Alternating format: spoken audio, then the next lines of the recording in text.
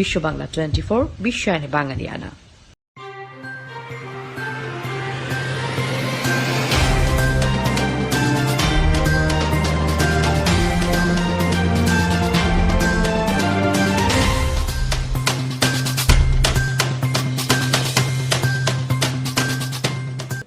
এবার একটি শোক সংবাদ। বিশ্ব বাংলা চেয়ারম্যান ও সিইও মোহাম্মদ আব্দুল আলিম খানের বড় ভাই মোহাম্মদ আব্দুর রহিম খান বাদশাহ ইন্তেকাল করেছেন। ইন্না লিল্লাহি ওয়া ইন্না ইলাইহি রাজিউন। মঙ্গলবার বাংলাদেশ সময় রাত 11:30টায় সিরাজগঞ্জের এনায়েতপুর হাসপাতালে হৃদরোগে আক্রান্ত হয়ে শেষ নিঃশ্বাস ত্যাগ করেন তিনি।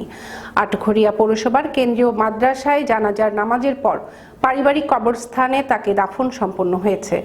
আব্দুর রহিম খান বাদশাহ মৃত আব্বাস আলী খানের বড় ছেলে। তিনি 1957 সালের 3 ফেব্রুয়ারি পাবনার আটঘরিয়ায় জন্মগ্রহণ করেন। 2016 সালে চাকুরি জীবন থেকে অবসর নেন আব্দুর রহিম খান বাদশাহ। তার মৃত্যুতে বিশ্ব বাংলা 24 পরিবার গভীরভাবে শোকাহত।